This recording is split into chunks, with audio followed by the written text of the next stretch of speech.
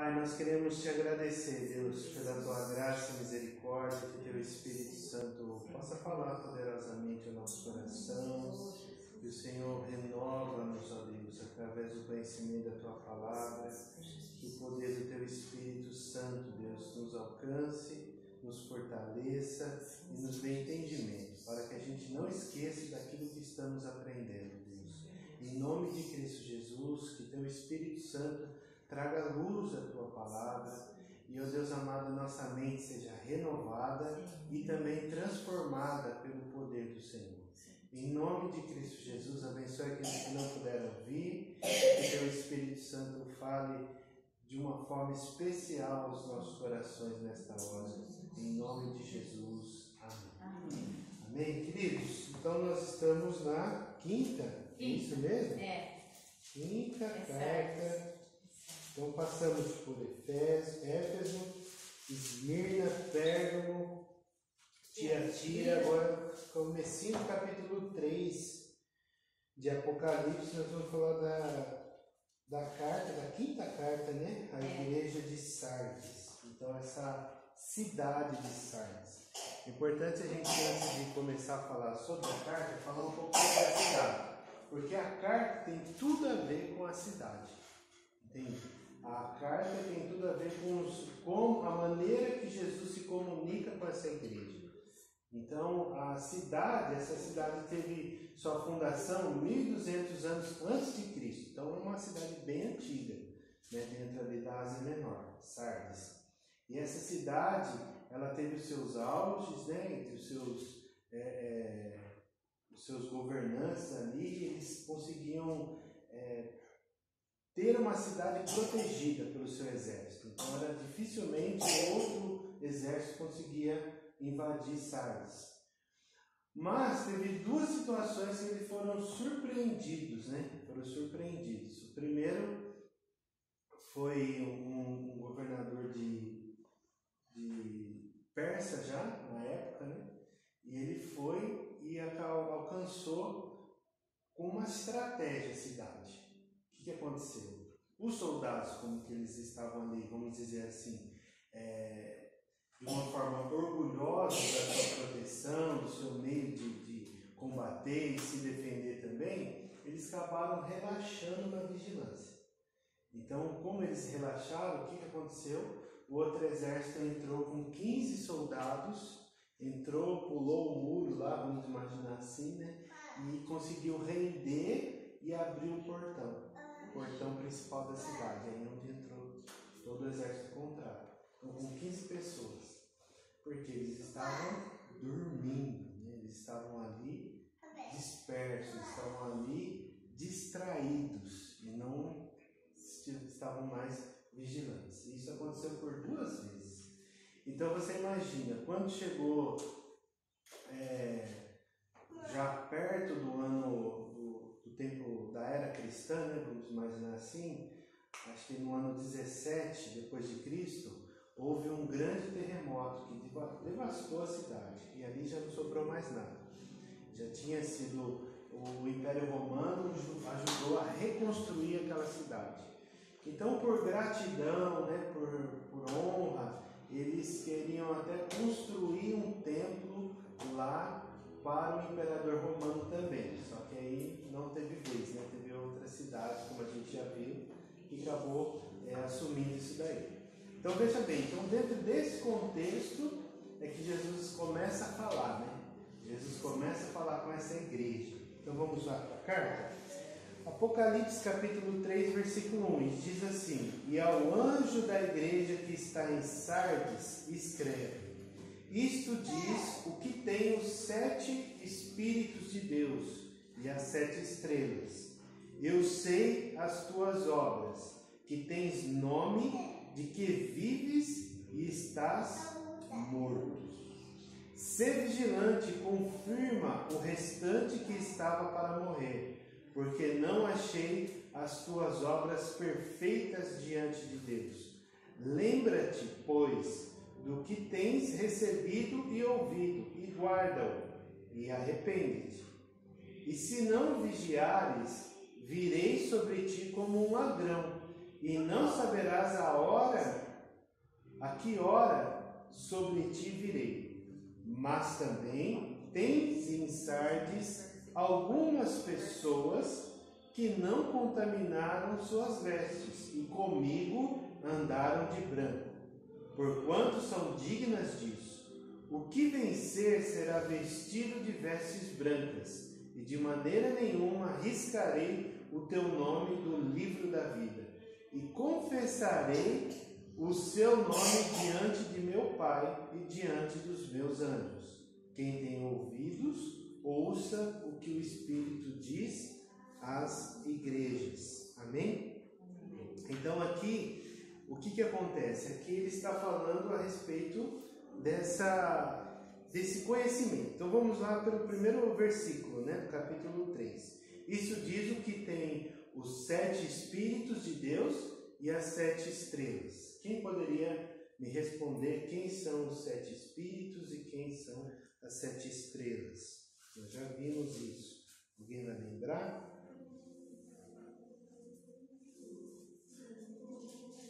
Eu explico de novo, não tem problema. As 7 estrelas são as igrejas. Isso. E os 7 espíritos também Isaías que fala, não é? Isaías, isso também, lembrou, hein? Muito bem, Marcia. Muito bem, Marcia. Só que eu contei, não foi 7. Isaías 11. 11, 7, isso mesmo.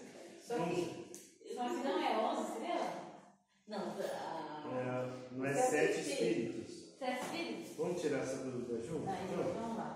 Isaías, capítulo 11, versículo 7. Eu contei errado. Contei errado. No versículo 2 diz: e repousará sobre ele o Espírito do Senhor. O Espírito do Senhor já é um. Pode ser isso que você achou que era só 6. O Espírito de sabedoria, Espírito de inteligência, o Espírito de conselho, Espírito de fortaleza, o Espírito de conhecimento e temor. Então é o Senhor. O Espírito do Senhor já é o primeiro. Então por isso. Né? Então é isso que eu falei, até para colocar a 7 Que negócio é esse? Então aqui, queridos, a gente já vê essa primeira realidade, né? Que quem está falando é aquele que diz o que tem. Então ele é o proprietário disso, né? Ele é o dominador, ele é o senhor dos 7 espíritos, vamos imaginar assim, aquele que tem, aquele que retém. E as 7 estrelas, né? Que são os 7 anjos. Os anjos que estão sendo enviados, por alguns estudiosos falam que são os anjos que levaram as cartas, e por outro, a gente crê que são os pastores dessa igreja, né? A gente, uma forma mais racional para se pensar. Não que a gente duvide, né, que Deus é capaz de enviar um anjo, mas só cuidado com o fio aí, tá? Olha o fiozinho no chão. As 7 estrelas são os pastores. Sim, os anjos, né? Eu entendo que são os pastores mesmo, porque você vai levar a carta de um lugar para o outro, você vai ter essa... A gente entende dessa maneira, né? Mas assim, é importante do estudo assim, que não existe só uma linha de raciocínio, né? Não tem só uma maneira de pensar, de ser estudado, etc. Não, tem outras maneiras, outras fontes também de pesquisa que apontam isso. E aí nós temos aí: eu sei as tuas obras, que tens nome de que vives e está morto. Olha aqui que Jesus fala para a igreja: igreja, você está morta. É pesado, não é? Meu Deus, hein? Já chega assim, né? Eu conheço as tuas obras. Então, provavelmente, da mesma maneira que ele falou na igreja de Tiatira, né, que nós vimos, no versículo 19 do capítulo 2, se você olhar: eu conheço as tuas obras, e o teu amor, o teu serviço, a tua fé e a tua paciência. E as tuas últimas obras são mais do que as primeiras. Então você imagina: eu conheço as tuas obras, então ele sabe. Pode ser que ela era viva antigamente dessa maneira, como Tiatira? Sim, mas às vezes não. às vezes é quase que uma ironia de Cristo quando ele está se dirigindo a essa igreja. Ó, isso daqui não. Isso daqui você não está vivendo da maneira correta, né? Você está vivendo de uma maneira que está se enganando a si mesmo. Mais ou menos isso, né? Que Jesus está falando aqui para a igreja. Então eu conheço as tuas obras. Tem nome que vives e está morto. Estás morto. Então você imagina a pessoa de aparência. Aquela pessoa que, por exemplo, tem um casamento de aparência, tem um emprego que ele acha que é de aparência, tem uma família que é de aparência, educa os filhos, exalta os filhos, que é uma aparência, tudo isso. Por quê? Porque está aqui, ó, ele tem aparência de que está vivo, mas realmente está morto. Então, fisicamente, o indivíduo, a pessoa, a igreja, no caso, ela está viva, mas espiritualmente ela está morta. Entende? Então é essa mensagem que Jesus já começa a falar, né? Bem assim, às vezes a gente acha assim uma coisa, Jesus sempre foi amoroso, paciente, longânimo. Não, ele é Senhor. Então, como ele é Senhor, ele vai corrigir os seus filhos, né? Ele vai corrigir como Deus Filho, ele vai corrigir também.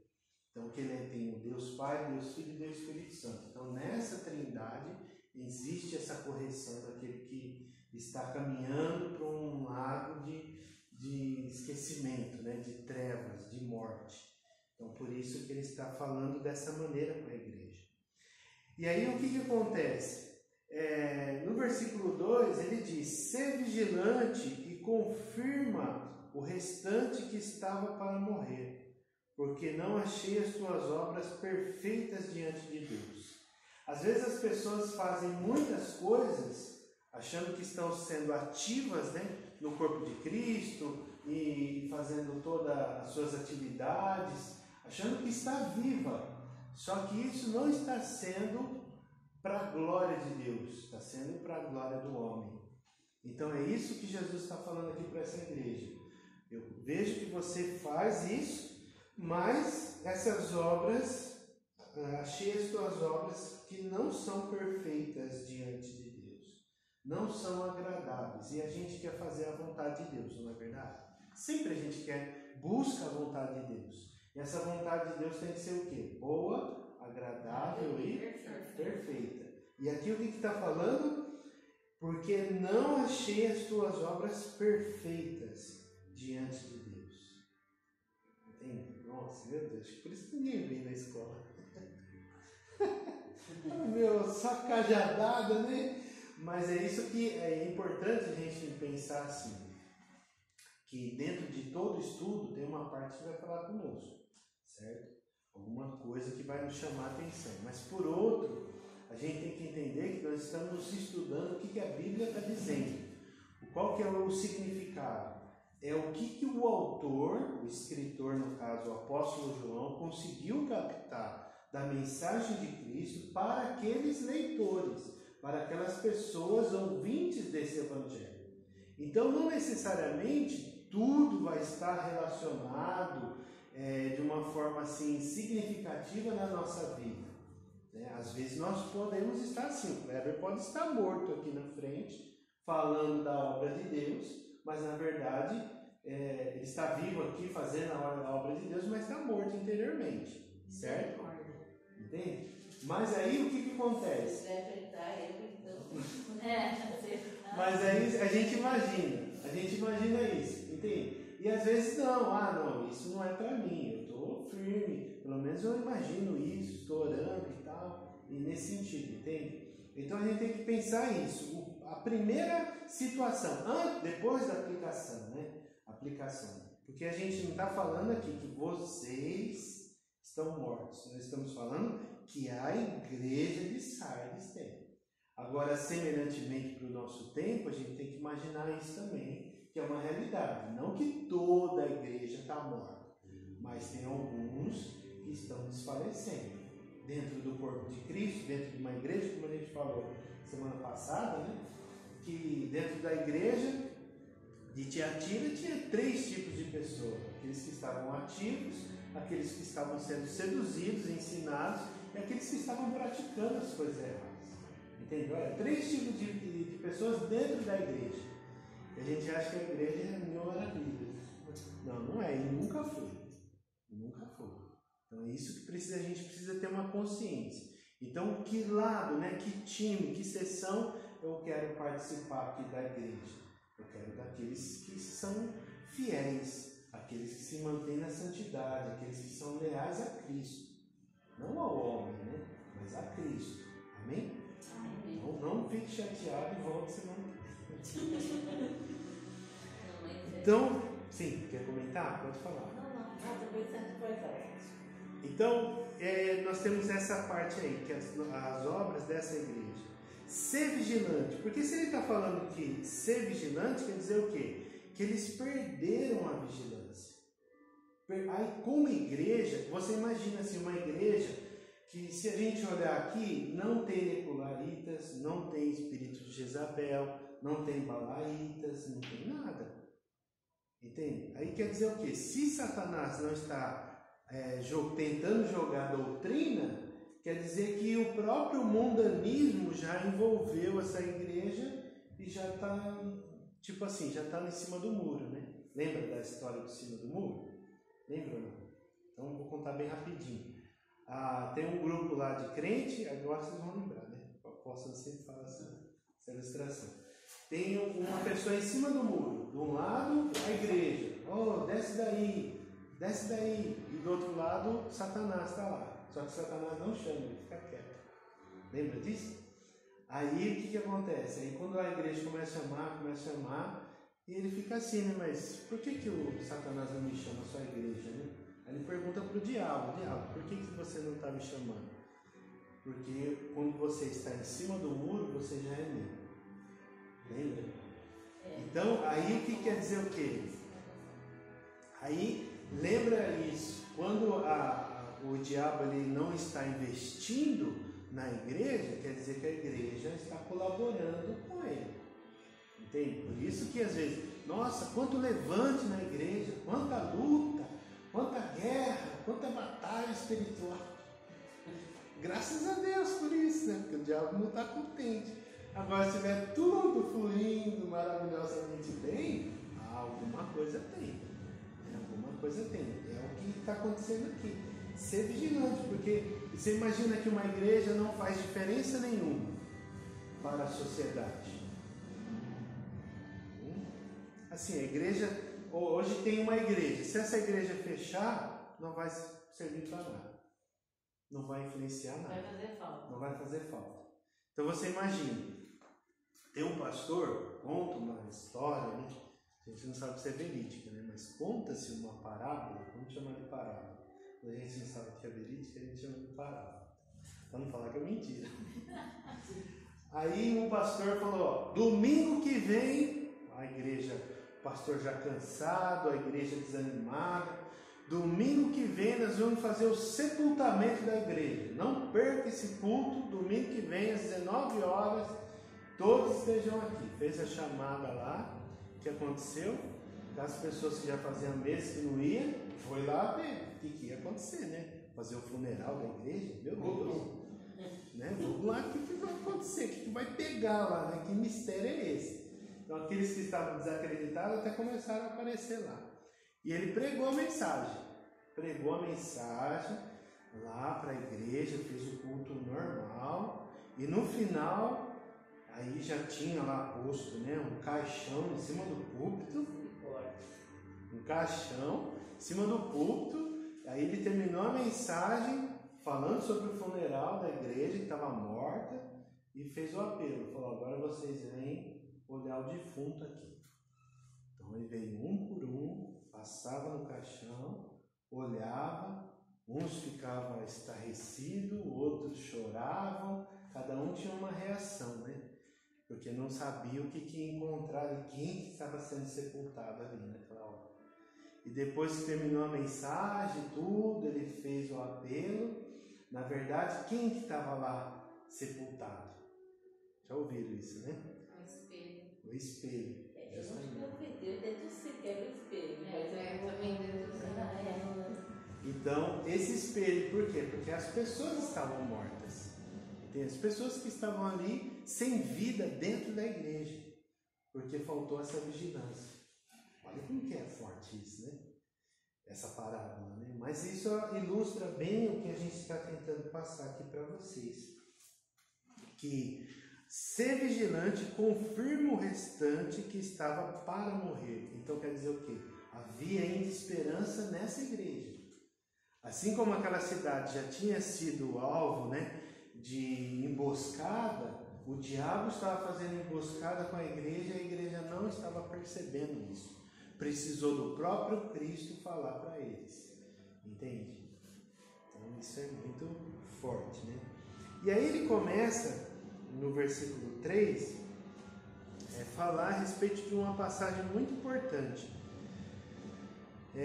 Primeiro, lembra-te, pois, do que? No versículo 3. Lembra-te, pois, do que tens recebido e ouvido, e guarda, e arrepende-te.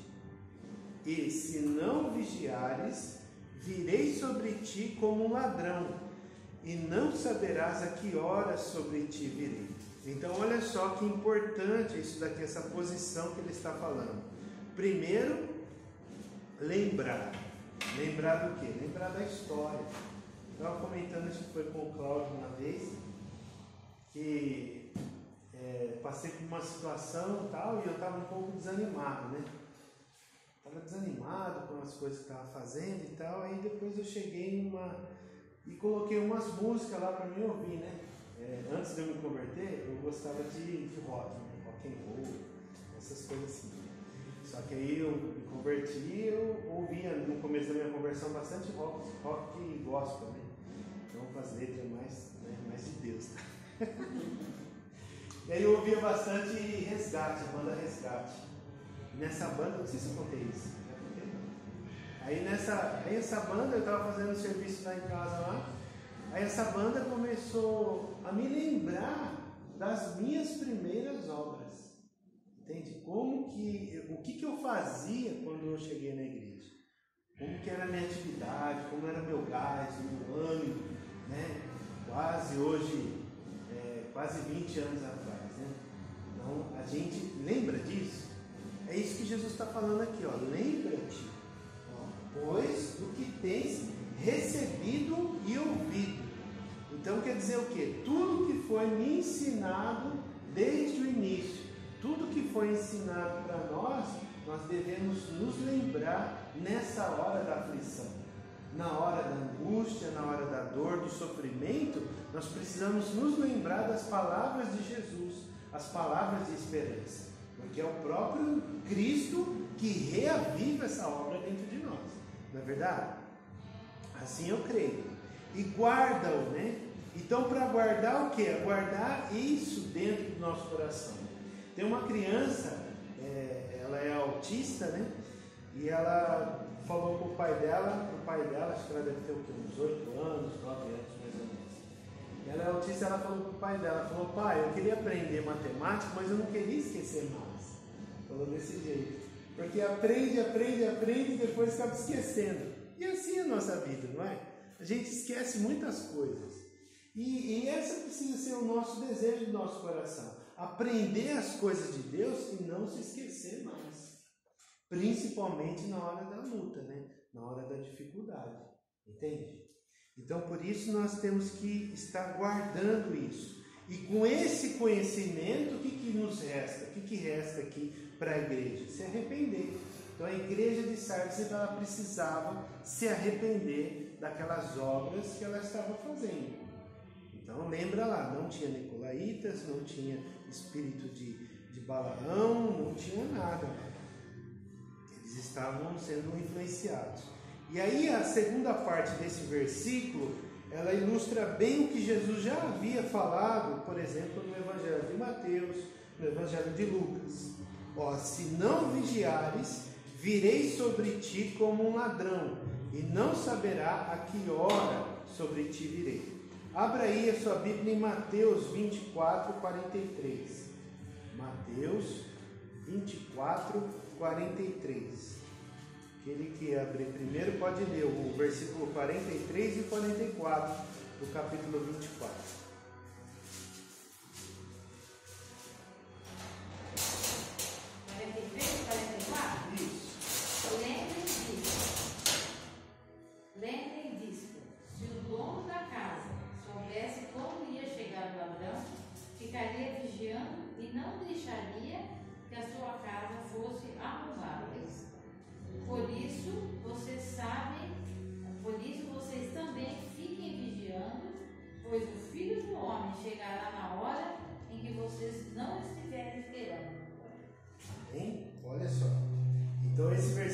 esses dois versículos que a Bíblia acabou de ler, retrata muito aqui, ó. E se não vigiares, virei sobre ti como um ladrão, e não saberás a que hora sobre ti virei. É a mesma coisa. Porque eles sabiam dessa história, a igreja sabia dessa história de como a cidade de Sardes perdeu todo o seu poderio, perdeu toda a sua relevância na época, porque eles foram pegos de surpresa. Então a igreja ela estava passando por essa letargia que só o Espírito Santo pode despertar. Efésios capítulo 5, versículo 14, salvo engano, ele fala a respeito disso, né? Desperta tu que dormes. Então por quê? Estava vivendo a vida comum. Quando Deus nos chama, não é para viver uma vida comum.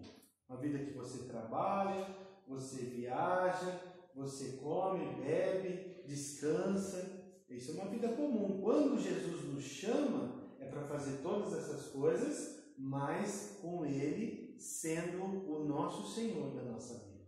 Essa é a diferença. Ele precisa continuar sendo o Senhor, né? Então você vê isso daí.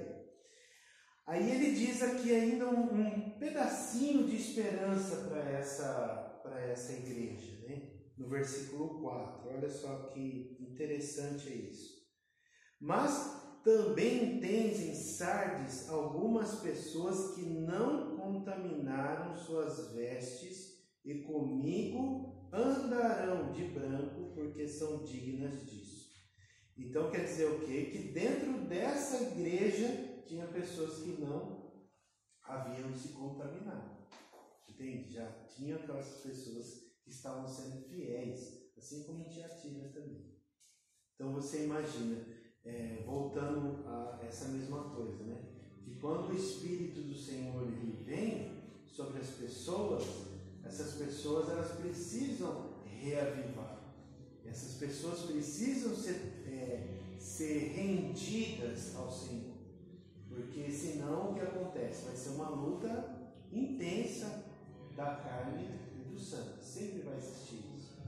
Agora a gente precisa entender por que essas pessoas, umas estavam andando sem contaminar? Porque elas andaram focadas, né, na obra de Deus, envolvidas, engajadas, vivendo realmente o que a palavra de Deus diz. Não é uma coisa assim casual, não é algo assim, vou vir na igreja de vez em quando, eu vou ouvir uma palavra de vez em quando, um dia que eu precisar eu vou orar, vou dobrar meus joelhos, sim, mas isso não é algo com frequência. Então essas pessoas são suscetíveis a viver de uma forma que desagrada a Deus. Mesmo ela fazendo a obra do Senhor, essas obras não são perfeitas. Entende? Agora, esses que não se contaminaram são aquelas pessoas que estão realmente envolvidas com o nome do Senhor. Porque não é uma placa, imagina comigo, não é a Igreja Batista Nova Aliança, não, é o nome de Cristo que está envolvido. Então eu não vou trair a minha esposa, por exemplo, por conta da Igreja Batista, porque o Kleber tem uma responsabilidade. Não, eu não vou também trair a minha esposa por conta da minha esposa. Não, que ela é uma pessoa boa, ou ela é uma pessoa ruim, ela merece mesmo. Entende? Não é por causa disso, é por causa do nome. Entende? Então eu não vou praticar nenhum tipo de pecado, né? Vou me blindar nesse quesito. Por quê? Por causa do nome. Então esse nome precisa estar acima de tudo. É essa a nossa visão. Entende? Eu vou ser uma pessoa honesta, uma pessoa íntegra, não por causa da minha reputação, não por causa do meu CPF, porque eu não quero que o meu CPF vá lá e fica lá sujo, né? Ou fique lá com protesto e etc. Não é por causa disso. Eu vou querer ser uma pessoa íntegra, porque eu carrego o nome do Senhor. Amém? É essa visão que nós precisamos ter do Evangelho de ser igreja, porque aí sim nós vamos andar com o Senhor. Andarão. Então quer dizer o quê? Olha só que interessante isso. Vamos ler de novo, né? Mas também tens em Sardes algumas pessoas que não contaminaram suas vestes. Então eles não se contaminaram. Quer dizer o quê? Que eles estão andando em santidade. correto? Então, quando eles estão andando em santidade, quer dizer o quê? Que comigo, Jesus dizendo, andarão de branco, porquanto são dignos disso. Quer dizer o quê? Essa fidelidade. Tem um autor, eu esqueci o nome dele agora, mas ele fala assim, quando não tem renúncia, não tem uma vida dedicada ao Senhor, não existe martírio. Quer dizer o quê? Que a pessoa está entregando a sua vida para os desejos desse mundo. Não está entregando a sua vida pela causa do sofrimento e sendo testemunha de Cristo. Mártir significa isso, testemunho de Cristo. A pessoa morreu, naquela época, no primeiro século, morria muito, primeiro, segundo, terceiro, quarto século, morria muita gente por causa do nome de Jesus. Entende? Agora, essa pessoa ela não está rendida, se ela não está ali prostrada, adorando a Deus, por isso ela não vai ser mártir. Ela nunca vai ser uma pessoa que os outros possam olhar como testemunha de Cristo. Então as pessoas olham para nós, olham para a minha vida, para a sua vida, olham para a Igreja Batista, olham para a Igreja Brasileira. O que elas veem? Entende? O que elas veem? Pessoas que estão envolvidas ou pessoas que estão dormindo ainda, estão sonolentas? Então a gente foi chamado para fazer a diferença. E é isso que nós precisamos, né? Em nome de Jesus. 15:19. Tá bom, vamos orar. Tudo bem até aí? Alguma pergunta? Vamos lá então. Como mais? Versículo 5. O que vencer será vestido de vestes brancas. Então ele repete aqui, né? Ao vencedor. Então aquele que correu a carreira da fé e alcançou aí essa bênção, essa vitória. De maneira nenhuma riscarei o teu nome do livro da vida e confessarei o teu nome diante de meu Pai e diante dos seus anjos. Então aqui ele está falando mais uma vez sobre santidade, né, e a importância da salvação. Porque você imagina, hoje, quando uma pessoa nasce, né, Marcinha, você pode me ajudar nisso, até o cartório vai até na maternidade fazer o registro, já é assim ainda? A gente não está indo mais, mas ia, né? Ia lá, mas depois a pessoa também pode estar lá registrando o nome do pai e do filho. Então, aí o pai registra o nome do filho. Aí o que acontece? Ela está escrita no hall lá dos vivos, certo? E quando a pessoa morre, ela é riscada desse livro e ela passa parte para um outro livro. O livro do sepultamento, o livro do óbito, o livro que a história dela acabou. Entende? Olha só. Agora a gente fica imaginando assim, essas pessoas da igreja de Sardes, aquelas que se contaminaram e se arrependeram, o nome vai estar lá, no livro da vida. Agora aqueles que não se arrependeram, o nome deles serão riscados.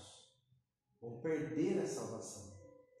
Então, e olha que triste é isso, né? Porque Jesus não veio para que essas pessoas perecessem e fossem conduzidas à morte eterna. Pelo contrário, Jesus Cristo veio para trazer vida e vida em abundância, não é verdade? Agora, por que essas pessoas perdem? Porque elas não estão focadas, porque elas estão dispersas, porque elas estão sonolentas com as coisas de Deus. Então isso é muito triste, né? Ver um cenário desse. Mas por outro lado, aqueles que estão perseverando, aqueles que não se contaminarão, eles vão ter essas vestes brancas. Quer dizer o quê? Porque sem santidade ninguém verá o Senhor. Esse é o ponto. Sem santidade ninguém verá o Senhor. Então não adianta. Como que nós vamos cultuar a Deus se eu não estou andando separado do pecado? É isso, santidade é isso, é você andar separado do pecado. Mesmo no meio do mundo, eu sempre lembro disso, que eu vi uma foto uma vez, que teve uma inundação lá na cidade, e toda a cidade estava um rio, né? Um rio de sujeira, de lama, e tinha uma piscina no meio desse rio. Só que essa piscina estava com a água limpinha, preservada ali, né? porque ela não tinha se contaminado. Entende? Então é da mesma forma, o crente no mundo é da mesma forma. O crente vai viver no mundo, mas não vai fazer parte do mundo, não vai compartilhar com essa mesma coisa, do erro, do pecado e de todas as coisas que desagradam a Deus. Entende? É essa forma. Por isso que o nome desse crente, dos nossos nomes, né? Assim eu creio, em nome de Jesus, amém, nós estaremos lá. Amém. Nós estaremos lá por conta disso, por conta dessa promessa. Porque nós andamos nessa santidade. E essa santidade precisa ser preservada. Ela não pode ser esquecida, ela não pode deixar a ser de uma forma assim, sem importância, né? Deixada em segundo plano. Porque às vezes a pessoa coloca várias coisas. Ah, mas a família não é mais importante que a igreja? Sim ou não? O que vocês acham? Sim. Tem alguém que discorda? A igreja começa na família, né? Justamente. Então, a igreja, a família vai sempre ser mais importante do que a igreja.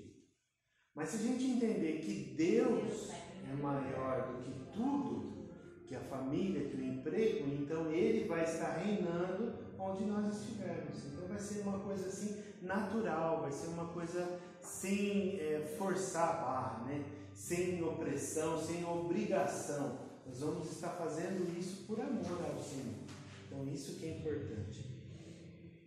E aqui também nós vemos que o que vencer será vestido de vestes brancas, de maneira nenhuma arriscarei o seu nome do livro da vida, e confessarei o seu nome diante de meu Pai e diante dos seus anjos. Então você imagina aquelas pessoas que às vezes não confessam que são crentes 007. Está escondido, entra no trabalho, né, na empresa, começa na empresa, ou se não começa um relacionamento amoroso, e não fala que é crente, porque senão vai perder a chance, dependendo da situação. Ou entra no negócio e também não fala que é crente. Entende? A gente não precisa ficar igual um trombeteiro, né? Eu sou crente, eu sou da Igreja Batista, eu não sei o quê. Não, a gente não precisa, mas nossas atitudes vão fazer isso. Mas quando a pessoa não confessa Jesus, quer dizer o quê? Lembra de Pedro? Quando Pedro negava a Cristo? Ele não estava fazendo nada de errado. Ele estava lá acompanhando o Messias que ia ser preso no madeiro. Certo? Só que quando perguntaram se ele era um daqueles, aí ele negou. Entende? Aí ele fala, não sou crente. Na escola, né? Às vezes acontece isso. As crianças falam, você é crente, você é bobo, não sei o quê. Então ela já quer excluir. Para não ser excluída, ela acaba falando que ela realmente não é. Então isso é negar. Agora o contrário disso é o que Jesus está fazendo aqui. Ele está confessando essa pessoa. Não, essa pessoa é a pessoa que eu andei no meio da congregação que ela participa. Entendeu? Porque se ele anda no meio do candeeiro, né, da igreja, ele conhece. Ele tem na sua mão direita 7 estrelas e os 7 candeeiros, então quer dizer que ele conhece. Então ele anda no meio da igreja, da congregação e conhece as pessoas. E quando chegar no dia, ele vai falar. Ele vai falar, fulano de tal, esse daqui, pai, essa daqui realmente foi fiel. Amém? Amém. Esse realmente foi uma pessoa fiel. Então vai falar para Deus e vai falar para os anjos também. Então, olha só que tremendo que é isso, né? Eu confessarei confessarei o seu nome diante do meu Pai e diante dos seus anjos. E por fim, quem tem ouvidos, ouça o que o Espírito diz às igrejas. Então, da mesma maneira que ele encerra, né, as outras cartas, a última carta, no caso de Tiatira, ele fala a respeito disso. Então, queridos, olha só que tremendo que é isso, né? E além disso, veja lá no capítulo 20 de Apocalipse, 20, 12.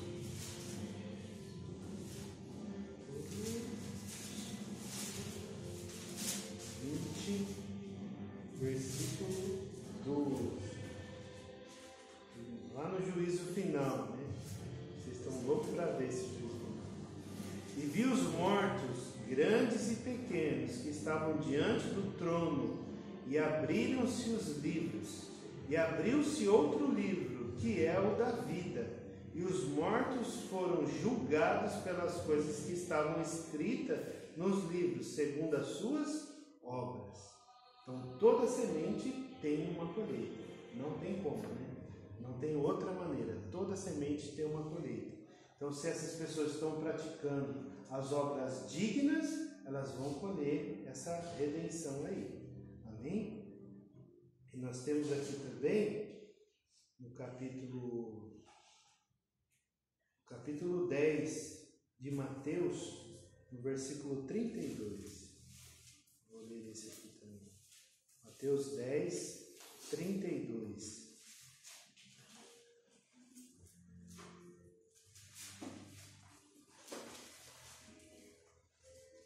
E diz assim: portanto, qualquer que me confessar diante dos homens, eu confessarei diante de meu Pai que estás nos céus. Amém? Então essa é a palavra, né? Essa é a palavra viva e eficaz que o Senhor nos instrui nessa noite. Agora a gente entenda assim, né? Se a gente olhar para a igreja de Éfeso, a gente vê alguma semelhança com os nossos dias? Se a gente olhar para a igreja de Esmirna, a igreja de Pérgamo, de Tiatira, de Sardes, aí nós vamos ver Filadélfia, nós vamos ver a igreja de Laodiceia, é a mesma coisa. Então é uma realidade para os nossos dias. Nós precisamos estar sempre vigilantes para todo tipo de comunicação, segundo a palavra tem para nós. Quando Deus está sempre disposto de nos ensinar através da palavra, nós temos que estar sempre dispostos a ouvir e a praticar esse conhecimento. Então é isso que importa, né? Isso que precisa estar dentro do nosso coração. Aquilo que realmente agrada a Deus, aquilo que mantém essa obra perfeita aos olhos de Deus, não aos olhos do homem. Porque você imagina, se essa igreja, a gente não tem ideia de quantas pessoas participavam dessa igreja, e de qualquer uma delas que nós vimos até agora, das 7 igrejas do Apocalipse, a gente não sabe a dimensão, o tamanho dessa igreja. Agora você imagina, se nessas igrejas tinha 3 tipos de crente, 2, né, ou até mais, você imagina essas igrejas, mega igrejas de 5.000 pessoas, né? Nos centros urbanos aí que tem bastante gente, 10.000 pessoas. Que tipo de crente existe lá? Então quer dizer que uma igreja muito, muito mega grande, blaster, não quer dizer que ela está fazendo a vontade de Deus na sua totalidade. Entende? Porque às vezes a gente olha assim, a igreja lá, meu Deus, aquela igreja tem 40 pessoas, misericórdia, né? Olha, Deus não está naquele lugar não, porque senão já tinha prosperado, né? Ou senão, não, Deus está lá naquela igreja, tem 5.000 pessoas, tem não sei quantos pastores, é uma igreja ativa, e não sei o que, não sei o que lá. Pode ser? Pode, mas não é uma regra, entende? Porque às vezes a gente... O problema do ser humano é esse, se comparar, né?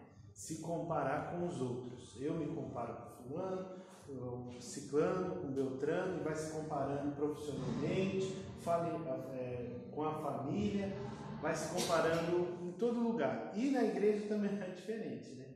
Não, aquele irmão lá, aquele irmão é bênção. Não, aquele irmão é 12 do apóstolo. Meu Deus, o jejum dele é diferente. A oração dele tem poder. Na verdade, não. Na verdade, não é isso. A verdade... E quando acontece alguma coisa, a gente fica muito frustrado, porque a gente não poderia ter ficado frustrado assim, porque o homem erra. Isso, justamente. Então, por isso que quando uma pessoa é crente e prega a palavra de Deus, o que ele faz tem mais peso, porque a atitude dele pode desanimar muitas pessoas. Se a pessoa não está focada em Cristo, desanima, porque você vê um cara assim, nossa, terapia a boca já sai milagre, de repente ele começa a ver velho, a gente fala, poxa, né? Tem um livro que chama Heróis da Fé, já ouviram falar? Esse livro é muito bom,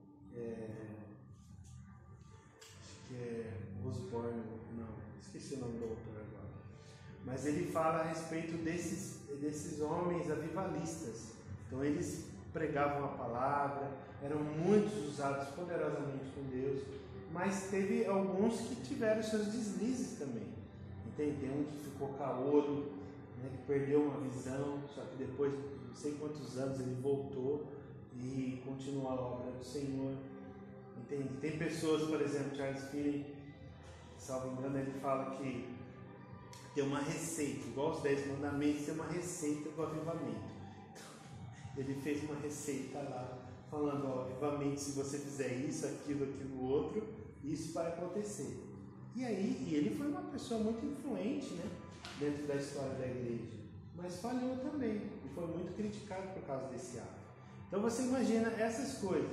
Então quando a gente olha uma pessoa, que ela seja aos nossos olhos uma pessoa irrepreensível, né, que não encontre falhas. E ser irrepreensível quer dizer isso.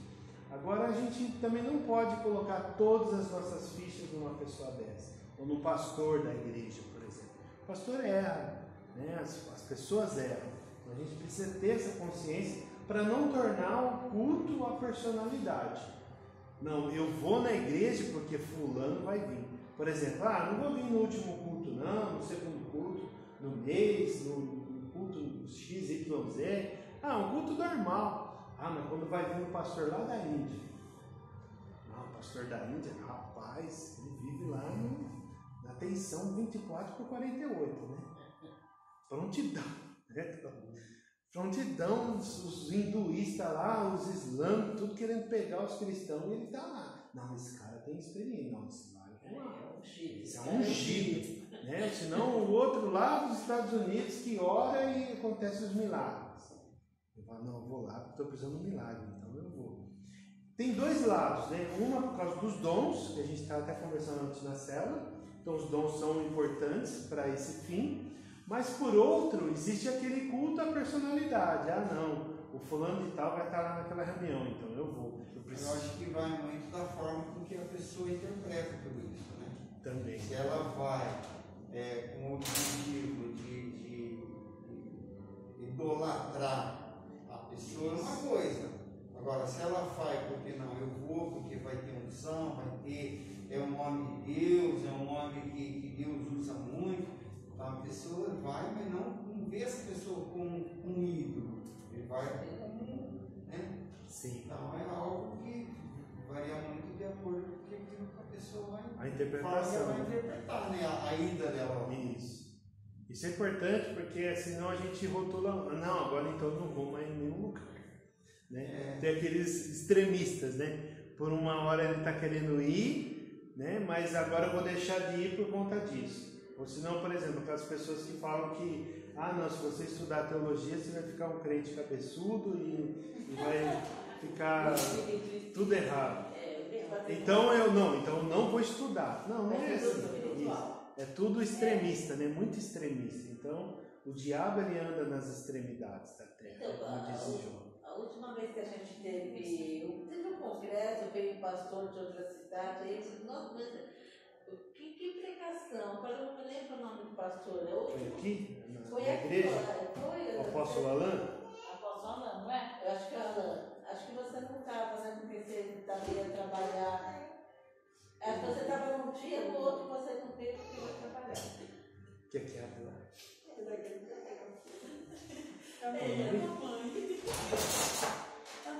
Vai embora.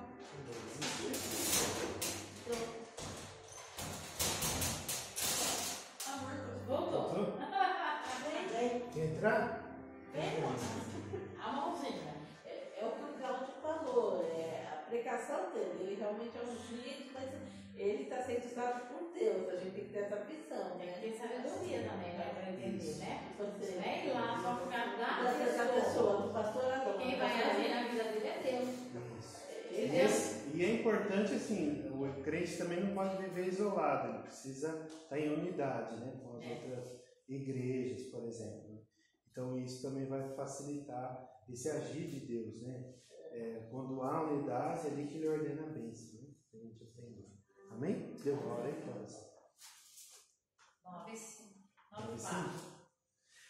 Alguma coisa a acrescentar, gente? Uma coisa a perguntar do livro? Mas pode ver, né? Todas os conflitos, né? Que haviam aí nas cidades, nessas divergências aí, era tudo pautado na desobediência. Tudo é por causa da desobediência. Desobedeceu, a Tem coisa desobediência. se perdeu, né? E as pessoas estão perdidas, né? Amém? Então a gente vai dar por encerrado aqui essa solenidade. Glória a Deus. Vamos orar então, queridos. Pai, nós queremos te agradecer, Deus, por esse conhecimento e que, através do poder do Teu Espírito, Pai, nós possamos nos tornar pessoas vigilantes, sabendo, Deus, que o Senhor vem sem demora, Pai, e que Teu Espírito Santo possa nos trazer esse alerta, possa falar no nosso coração, Deus. Que não seja somente uma aula, Pai, que não seja somente um estudo, mas que seja um aprimoramento, Deus, da nossa capacidade de interpretar a Tua vontade. Em nome de Cristo Jesus, que, ó Deus amado, o amor do Senhor, a graça, a Tua misericórdia, ó Deus amado, o consolo do Teu Espírito Santo esteja sobre nós, para que nós possamos acertar fazendo a Tua vontade. Em nome de Cristo Jesus, leva os nossos irmãos de segurança para as suas casas e tragam a Tua paz, Senhor Deus, sobre os seus lares e sobre os seus afazeres, ó Deus. Em nome de Jesus. Amém. Amém? Então é isso, queridos.